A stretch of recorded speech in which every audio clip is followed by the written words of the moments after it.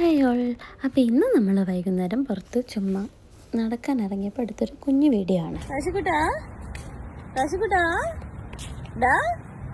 നമ്മുടെ കാശിക്കുണ്ടാണെങ്കിൽ ഇന്ന് ഉറങ്ങി എണീറ്റപ്പോൾ മുതൽ പുറത്ത് പോകാൻ വേണ്ടിയിട്ടുള്ള കരച്ചില്ലായിരുന്നു. അപ്പോൾ അവനും ഒന്ന് ഹാപ്പിയാവും, ഞങ്ങൾക്കൊന്നും നടക്കാമെന്ന് ഓർത്ത് ഞങ്ങൾ അങ്ങനെ ഇറങ്ങി. ഇതാണ് നമ്മൾ നിൽക്കുന്ന സ്ഥലം, DIP1. അങ്ങനെ നമ്മൾ ഓരോ കഥകൾ പറഞ്ഞ് കാശിക്കുണ്ടിനെയും കളിപ്പിച്ച് കുറേ നേരം ഓടി, കുറേ നേരം നടന്നു.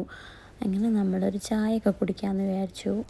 ഈ സൈഡിൽ കൂടെ പോകുമ്പോൾ അവന് റോട്ടിലിറങ്ങാൻ വേണ്ടിയിട്ട് അവൻ കരയുന്നുണ്ടായിരുന്നു.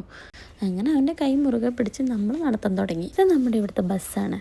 ഇത് എപ്പോൾ കണ്ടാലും കാശിക്കുട്ടൻ എനിക്ക് ചൂണ്ടിക്കാണിച്ചു തരും. അങ്ങനെ നമ്മൾ ഗ്രീൻ ചില്ലിയിലെത്തി. ഇതൊരു മലയാളി റെസ്റ്റോറൻ്റാണ്.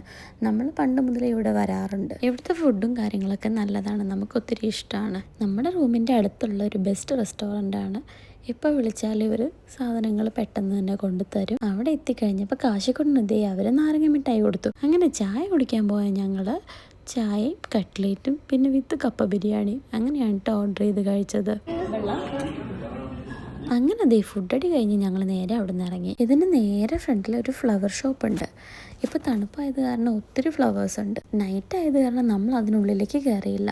നമ്മൾ ഡേ ടൈമിൽ ഒരു ദിവസം വരാമെന്ന് വിചാരിച്ചു. തിരിച്ച് പോകുന്ന വഴിക്ക് അവിടെയുള്ളൊരു മാർക്കറ്റ് മാളിലും കൂടി കയറിയിട്ടാണ് നമ്മൾ പോയത്. ഇതൊരു റെസിഡൻസ് ഏരിയയാണ്. ഈ മാളിൻ്റെ ഉള്ളിൽ തന്നെ കനാലുണ്ട്. നമുക്ക് ഈവനിങ് ഒക്കെ വന്നിരിക്കാൻ വേണ്ടി പറ്റുന്നൊരു ബെസ്റ്റ് സ്പോട്ടാണ്. ഒരു ക്യൂട്ടായിട്ടുള്ള പപ്പീനെ കണ്ട് ഞാനതിനെ തൊട്ടു. ഈ കനാലിൻ്റെ ഉള്ളിലൊരു കുഞ്ഞു ബോട്ടുണ്ട്. ഞാനതൊക്കെ കാശിക്കുട്ടിനെ കാണിച്ചു കൊടുത്തു. അവനതിലിങ്ങനെ ഓടിക്കളിച്ച് നടക്കുന്നുണ്ട്. ഏട്ടൻ കുറച്ച് വീഡിയോസൊക്കെ എടുത്തു തന്നു. പിന്നെ അങ്ങനെ നമ്മൾ മാളിൻ്റെ ഉള്ളിൽ കൂടെ കയറിയിട്ട് പുറത്തിറങ്ങാമെന്ന് വിചാരിച്ചു.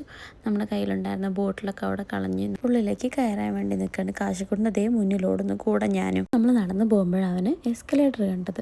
പിന്നെ അതിൽ കയറണമെന്നായി. പിന്നെ ഞാൻ ഒരു വിധത്തിൽ പൊക്കിയെടുത്ത് ഞാൻ എൻ്റെ കൂടെ കൊണ്ടുവന്നു. എവിടെ എസ്കലേറ്റർ കണ്ടാലും അവനൊന്ന് കയറണം, കയറി ഇറങ്ങണം, അത്രയേ ഉള്ളൂ കേട്ടോ. പിന്നെ ഞാൻ സോപ്പിട്ട് കൂടെ കൊണ്ടുവന്നു. നമ്മൾ തിരിച്ചു പോവുകയാണ്. അച്ഛൻ്റെ കൈയും പിടിച്ച് അങ്ങനെ ഓരോ കഥയും പറഞ്ഞ് നടന്നു പോകുന്നുണ്ടായിരുന്നു രണ്ടുപേരും കൂടെ. കുറച്ച് കഴിഞ്ഞപ്പോൾ അമ്മ അമ്മ എന്ന് വിളിച്ച് എൻ്റെ അടുത്ത് വന്നു. ഈ നേരെ ഫ്രണ്ടിൽ കാണുന്നതാണ് ഞങ്ങളുടെ ബിൽഡിങ്. അപ്പോൾ വൈകുന്നേര വിശേഷങ്ങൾ ഇത്രയേ ഉള്ളൂ ഗായ്സ്. Okay, by.